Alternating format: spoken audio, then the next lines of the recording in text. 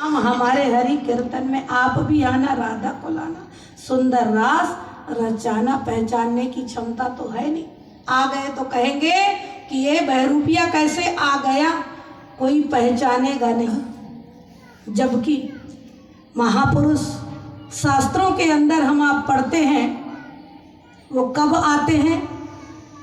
यदा यदा ही धर्मस्य ग्लानिर्भवति भारत। कब आते हैं? जब धर्म का लोप होने लग जाता है, अधर्म का बोलबाला अति बढ़ जाता है, तब वो धर्म की रक्षा के लिए, धर्म की स्थापना के लिए इस धराधाम पर आते हैं। हम आप सब पढ़ते हैं, रामायण में भी पढ़ते हैं। जब जब होई धर्म के हानि, बाढ़ही असुर धमया भिमानी, तब तब धरि प्रभु विविध शरीरा, हरहि कृपा निधि सजन पीरा। रामायण की चौपाई भी यही बात दोहरा रही कि वो आते क्यों हैं, और हम आप सब पढ़ रहे हैं, सुन रहे हैं, हमारे सामने उदाहरण है, और फिर भी हम समझ नहीं पाते हैं। आज इतना अत्याचार पापाचार बढ़ा हुआ है, जिधर देखो उधर इंसान त्राही त्राही कर रहा है, अशांति की अग्नि में झुलस रहा है। क्या वो भगवान कहीं आराम से सोए होंगे? जब वो कहते हैं उस समय मैं आता हूं, तो क्या भगवान कहीं आराम से अभी कहीं सो रहे होंगे? नहीं, वो महापुरुष आए हैं, होंगे नहीं कहूंगी मैं, आए हैं, लेकिन हमारे पास वो क्षमता नहीं जो हम पहचान लें। इतना आसान नहीं है वो महापुरुषों को पहचानना। जिस समय भगवान राम इस धराधाम पर आए, और धराधाम पर आए और उन्होंने अपनी लीला की, तो उनकी जो लीला थी, उस लीला में बहुत सारे लोग भ्रमित हुए और बहुत सारे लोग आनंदित हुए। जिस तरह से वो वाल्मीकि ऋषि जी के आश्रम में आते हैं और वाल्मीकि जी से वार्तालाप होती दोनों की। वैसे तो भगवान ने उनसे पूछा था कहाँ रहूं, भगवान ने ये पूछा था, उन्होंने कहा आप कौन सी जगह नहीं है जो मैं आपको रहने की जगह बता दूं, नहीं है वो जगह बता दूं। देखिए भगवान राम आए वाल्मीकि जी के पास, दोनों की वार्तालाप होती है, तो वाल्मीकि ऋषि जी अपनी बात कहते हैं। राम देखी सुनी चरित तुम्हारे, जड़ मोह ही बुध होई सुखारे, तुम जो कहूँ करहूँ सब साचा, जस काछिय तस चाहिए नाचा। कहते हैं वाल्मीकि जी कहते हैं, हे प्रभु, राम देखि सुन चरित तुम्हारे, जड़ मोह ही बुध होई सुखारे। अज्ञानी जीव जो होता है वो भ्रमित हो जाता है, मोहग्रसित हो जाता है, और वो कहता है कि ये कैसे भगवान है। अज्ञानी जीव भ्रमित होकर के कहता है कि ये कैसे भगवान है, ये क्या भगवान हो सकते हैं। और ज्ञानी जो होता है वो ज्ञानी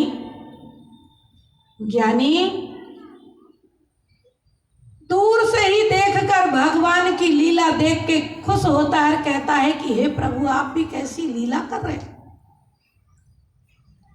वाल्मीकि जी कहते हैं तुम जो कहूँ करहूँ सब साचा, जो आप कहते हो वो सत्य करके दिखाते हो। तुम जो कहूँ करहूँ सब साचा, जस काचिय तस चाहिए नाचा। जैसा स्वांग भरता है वैसे ही नाचते हो।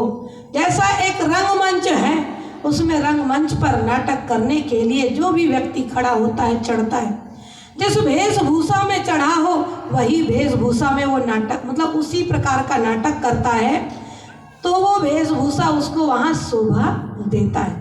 ठीक इसी प्रकार से कहा, आप मानव का शरीर लेकर आए हैं प्रभु, तो मानव उचित कार्य आप करते हैं। आप जो पूछ रहे हैं, कह रहे हैं कि मैं कहाँ रहूं, तो देखिए वाल्मीकि जी जानते थे, वाल्मीकि जी भगवान को पहचानते थे, और पहचानने के कारण उन्होंने बड़े आराम से भगवान से बात भी किया, भगवान का स्वागत किया। कहने का मतलब हम आप भी अगर वो भगवान को जान ले तो बहरूपिया नहीं कहेंगे, हमारे बीच अगर आ भी जाए तो हम ये नहीं कहेंगे कि ये कैसे भगवान हो सकते हैं। जैसे भक्त नामदेव की कहानी सुनते हैं, नामदेव बड़ी मुसीबत से रोटी बनाई थी और रोटी बनाकर साइड में रखा था, खाने की तैयारी थी।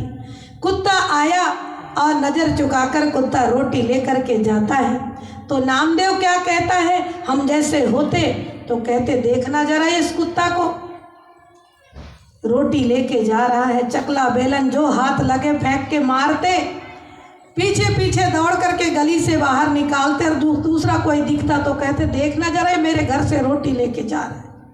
लेकिन नहीं, नामदेव ने ये नहीं कहा हम आसानी से रोटी पका रहे हैं। आज खेत में खेत की जुताई भी आसानी से, बीज भी आसानी से डलता है, कटाई भी आसानी से, और घर में आप देखते होंगे बोरी पर लिखा होता है, खेत से रसोई तक बोरी पर लिखा रहता है, फ्रेश माल जाता है ना। तो देखिए इतना सब कुछ होने के बाद चक्की भी हमारा, कोई चक्की चलाना नहीं है, बटन दबाए तो आटा, और रोटी बनाने के लिए आटा गूंदने की भी जरूरत नहीं, उसके लिए भी मशीन, रोटी बनाने के लिए भी मशीन। ये सारा कुछ होने के बाद भी हम एक रोटी कुत्ता उठा के भाग जाए तो दौड़ाएंगे उसको।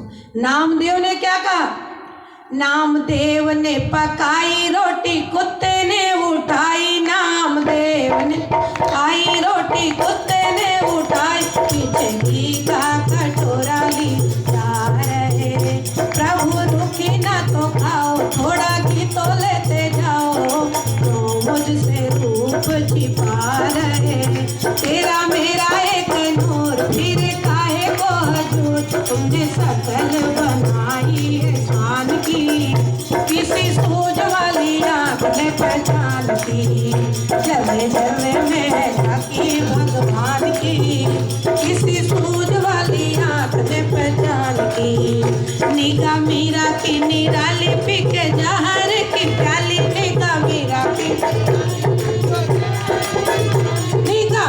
की निराली पी के जहर की प्याली, ऐसा गिरधर बसाया हर सांस में, आया जब काला नाग बोली धन्य मेरे भाग, आया जब प्रभु आए काले सांप के लिबास में, आओ आओ बलिहार काले कृष्ण मुरार, बड़ी करुणा की, किसी सूझ वाली आँख ने पहचान की, जल्दी जल्दी में झांकी भगवान की, किसी सूझ वाली आँख ने पहचान की, जल्दी जल्दी में झांकी भगवान की, किसी सूझ वाली आँख ने पहचान। सुन रहे थे, नामदेव घी का कटोरा लेके जाता है, प्रभु मैंने आपको पहचान लिया, आपका मुलायम गला ये सूखी रोटी से छिल जाएगा, प्रभु रूखी ना तो खाओ, थोड़ा घी तो लेते जाओ, क्यों मुझसे रूप छिपा रहे, प्रभु तेरा मेरा एक नूर, आप मेरे से ये दुराव क्यों कर रहे हो, तेरा मेरा एक नूर, फिर काहे को हजूर तुमने शक्ल बनाई है स्वान की, ये कुत्ते की शक्ल क्यों बनाई, मैंने आपको पहचान लिया, कभी देखा था तब ना, कभी देखा था तब पहचान लिया। तो ऐसे ही हम भी अपने जीवन में जान लें। भक्त मीरा ने भी जीवन में जाना, निगाह मीरा की निराली पी के जहर की प्याली, ऐसा गिरधर बसाया हर श्वास में। श्वास श्वास में वो परमात्मा के नाम का चिंतन करती, सुमिरन करती, तो उसे भेद पता था, सुमिरन करने का ज्ञान पता था, वो उस भेद को जानती थी, इसीलिए वो सुमिरन करती है।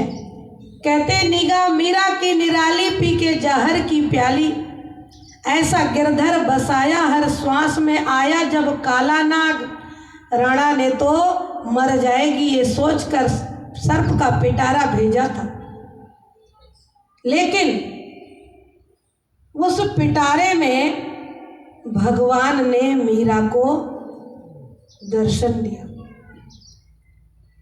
राणा ने सर्प का पिटारा भेजा था, लेकिन उसने पिटारा नहीं समझा सर्प का, उसने तो जिधर देखो उधर अपने श्याम को ही, भगवान को ही वो देखती थी। आज भी बहुत सारी मीरा ऐसे देखने को मिल रही हैं, जहाँ जाती हैं वहाँ भगवान श्री कृष्ण को, मतलब मेरा कान्हा, जगह जगह जहाँ जाएंगे, कहीं भी जाएंगे तो अकेले कान्हा जी को छोड़ के नहीं जाते। लेकिन मीरा जो थी, मीरा ने भी पहले वही काम किया था। आपको छोटा सा उदाहरण और इससे पीछे लेके जा रही हूँ आपको। वक्त मीरा छोटी थी, एक बालिका थी, वो घर के सामने से बारात जा रही थी। बारात को देखकर माँ बेटी बारात देख रहे हैं, माँ से पूछती है कि माँ ये क्या है। माँ ने कहा बेटी बारात है। कहा बारात, बारात क्या होता है? आजकल के बच्चे तो एडवांस हैं, उनको सब पता होता है। उसने कहा बारात क्या होता है? तो बोला कि शादी हो रही, दूल्हा जा रहा है दुल्हन लेने के लिए। कहा दुल्हन क्या है? तो कहा एक लड़का जा रहा है लड़की को शादी करके ले आए। बस लड़की कहा तो दिमाग में फिट हो गया कि मैं भी तो एक लड़की हूँ। कहा माँ मेरा दूल्हा कहाँ है? बाल हट, योग हट, क्रिया हट बताते हैं। बाल हट पीछे पड़ गए अगर, तो जो काम नहीं हो सकता उसे भी जबरदस्ती करवाना है। मेले में गए, कहीं मतलब देखा खिलौना, जेब में पैसा है या नहीं है उससे कोई मतलब नहीं, मुझे ये चाहिए तो चाहिए। मंदिर में कुछ माता बहनें जाती हैं, अच्छा ड्रेस, अच्छा स्वेटर, अच्छा ज्वेलरी पहन करके गई, अगर दूसरे ने देखा आज तो जाकर के छोटू के पापा से यही खरीदवाऊंगी। गए तो कहा जी मेरे लिए वो लेके आना, फलानी पहन के आई थी, बहुत अच्छा लग रहा था।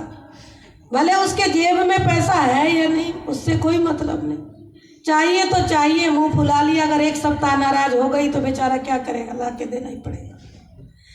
कहते हैं बाल हट, क्रिया हट, योग हट। योगी भी हट में आ जाते हैं तो वो भी हार नहीं मानते। अब छोटी बालिका थी वो, उसने कहा माँ फिर मेरा दूल्हा कौन है? पीछे पड़ गई तो कुछ नहीं मिला, तो एक भगवान की मूर्ति उठाकर पकड़ा दिया। कहा ले ये है तेरा दूल्हा। मेरा दूल्हा पूछा ना उसने, तो कहा ये।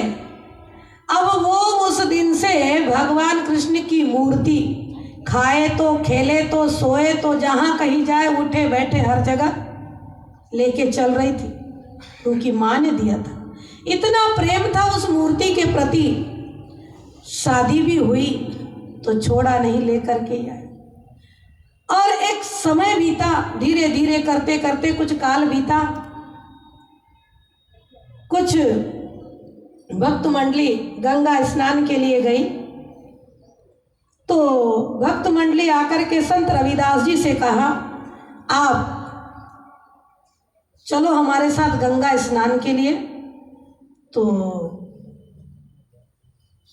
रविदास जी कहते हैं मेरे पास टाइम नहीं है, जरा आप लोग जाके आओ, ये बस छोटा सा थोड़ा सा भेंट लेके जाना, गंगा माँ को दे आना। अब वो गंगा माँ को भेंट दिया। कहा गंगा माँ को तब देना जब गंगा माँ स्वीकार करेंगी, ऐसे कहीं पानी में डाल के मत आ जाना। तो सब गए लेकर के उसका, मतलब वो जो फूल था उनका, संत रविदास जी का, और थोड़ा ताना मारते हुए, बड़ा आया भगत, अपने आप को बड़ा समझता है।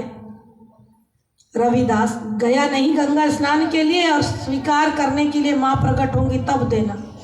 ये ताना कसी करते हुए गए, गंगा स्नान किया, और लास्ट में याद आया, कहा, याद आई उनको कि अब रविदास जी का फूल दे दे। रविदास जी का फूल देना चाहा, सबने आवाज लगाई, गंगा माँ को पुकारा, कहा, माँ आपके भक्त रविदास का ये भेंट स्वीकार कीजिए। तो गंगा माँ ने हाथ बढ़ाया और फूल को लिया, स्वीकार किया, और कहा, ठहरो, मेरे भगत के लिए प्रसाद लेके जाना। फिर हाथ आया तो एक बहुत सुंदर रत्न जड़ित कंगन लेकर के आई गंगा माँ, दिया। आते आते जो भक्त लोग थे ना, उनके मन में पाप आ गया। वो कहते हैं चलो इसको लेकर के जाते हैं, कहाँ, राजा के पास। उस समय राजा भोज उस कंगन को लिया, उसका मूल्य चुकाया और कंगन ले लिया, और कंगन लेकर रानी मीरा को दिया। रानी मीरा कहती है, राजन आपने कंगन लाए तो सही, लेकिन अब एक हाथ में पहनूंगी और एक हाथ खाली रहेगा, इसका जोड़ी तो चाहिए, जोड़ा लाया नहीं आपने। आजकल तो चल जाता, एक हाथ में वो कंगन पहन लेते, एक हाथ में घड़ी पहन लेते, चल जाता, लेकिन वो समय था, उसने कहा मुझे इसका जोड़ा चाहिए। जोड़ा के लिए फिर वही भक्त मंडली, भक्त समाज जो गई थी, जो लाके दिए थे, उनसे कहा, तो उन्होंने कहा हमारे पास तो नहीं है, अगर हो सकता है तो ये रविदास जी के पास हो, क्योंकि ये प्रसाद रविदास जी के लिए आया था। पोल खुल गई, पोल खुल गई तो चोरी से बेच दिया था ना राजा के पास ले जाकर, और उसका मूल्य लेकर के जाके अपना यूज कर लिया। अब वो कहने लगे कि ये रविदास जी के पास मिल सकता है, तो राजा ने कहा रविदास जी के पास जाना पड़ेगा। वो रविदास जी के पास पता लगाएंगे। क्यों? वो क्यों पता लगाएंगे, हम खुद जाएंगे। और रानी मीरा रविदास जी के पास जाती हैं और जाकर के वही बात कहती हैं, उस कंगन का जोड़ा चाहिए। तो उन्होंने ये नहीं कहा कि आपको नहीं मिलेगा, कहा ये कौन बड़ी बात है, पहले आप आसन ग्रहण तो कीजिए, ये कौन बड़ी बात है, मन चंगा तो कठौती में गंगा। रानी मीरा ने कहा आपने जो कहा मन चंगा तो कठौती में गंगा, और कंगन उस कठौती में से निकाल दिया, आपने गंगा जी को यहीं प्रकट कर दिया। अब मुझे ये कंगन नहीं चाहिए, कंगन का जोड़ा नहीं चाहिए, आपने जो कहा मन चंगा तो कठौती में गंगा, तो ये मन चंगा किससे होता है, मुझे तो महाराज अब उस विधि को बताइए। और वो जूता गांठने वाले वो कार्य करते थे, और वो तत्वदर्शी उस समय के ज्ञानी सदगुरु थे। कहते हैं वो जूता गांठने वाले, उनके पास जाकर के मीरा ने क्या पाया होगा। हमारी नजरों में तो जूता गांठने वाले नजर आ सकते हैं, क्योंकि अल्प बुद्धि है समाज की, कुछ भी कह सकता है, लेकिन नहीं, वो तत्वदर्शी एक सदगुरु भी थे, वो आत्मज्ञानी थे, और उन्होंने आत्मज्ञान की दीक्षा मीरा को दिया। और मीरा कहती है मोहे गुरु मिले रविदास, सास घर ना जाऊं, वस्तु अमोलक दई मेरे सदगुरु कर कृपा अपनायो, पायो जी मैंने नाम रतन धन पायो, चोर न लेवे खर्च न होवे, दिन दिन बढ़त सवायो, पायो जी मैंने नाम रतन धन पायो। कहते हैं कि मीरा ने कहा मैंने वो नाम रतन धन को पाया। तो हम आप क्यों नहीं जान सकते, जब मीरा ने भी जाना। क्या गा रहे थे हम, निगाह मीरा की निराली, पी के जहर की प्याली ऐसा गिरधर बसाया हर श्वास में। आया जब काला नाग बोली धन्य मेरे भाग, प्रभु आए काले सांप के लिबास में। भगवान का दर्शन संत रविदास जी की कृपा से कैसे दर्शन किया जाता है? संत रविदास जी की कृपा से प्राप्त किया। दर्शन करने का तरीका जाना तो वो सांप के पिटारे में, जिस पिटारे में सांप था, सांप के अंदर भी भगवान को देखती है और कहती आओ आओ बलिहार, काले कृष्ण मुरार, बड़ी करुणा है करुणा निधान की, करुणा निधि की बड़ी कृपा जो मुझे आज दर्शन देने के लिए आए। तो विचार करने की बात है। हम भी जानने के अगर इच्छुक हैं तो जनाने के लिए संत महापुरुष आए हैं, आवाज लगा रहे हैं क्या? जागो दुनिया वालों और जानो